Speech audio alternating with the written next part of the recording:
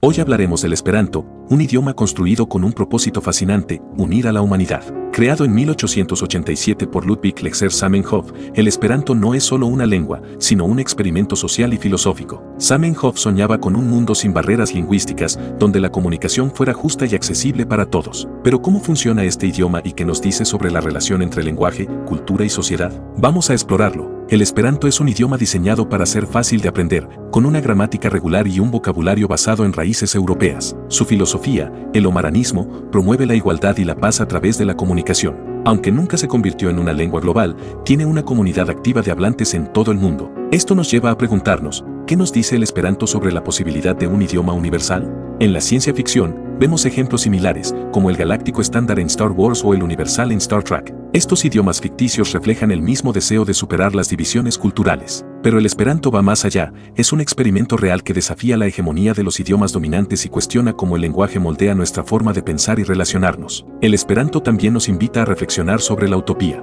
¿Es posible un mundo sin barreras lingüísticas? ¿O acaso la diversidad de idiomas es parte esencial de la riqueza cultural? Zamenhof creía que un idioma neutral podría reducir los malentendidos y los conflictos, pero algunos argumentan que la imposición de un idioma universal podría erosionar las identidades culturales. Este debate nos lleva a preguntarnos, ¿qué tipo de sociedad queremos construir? El Esperanto es un símbolo de un mundo más conectado y justo. Aunque su impacto ha sido limitado, su legado perdura como un recordatorio de que el lenguaje no es solo una herramienta, sino también un puente entre culturas. Sin embargo, el debate sobre la viabilidad de un idioma universal nos lleva a una cuestión más profunda: ¿hasta qué punto el idioma determina nuestra forma de pensar, nuestra identidad y la diversidad cultural? Las lenguas no son meros medios de comunicación, sino sistemas complejos que modelan nuestra percepción del mundo. La hipótesis de Sapir-Whorf sugiere que la estructura del lenguaje influye en nuestra forma de razonar y categorizar la realidad.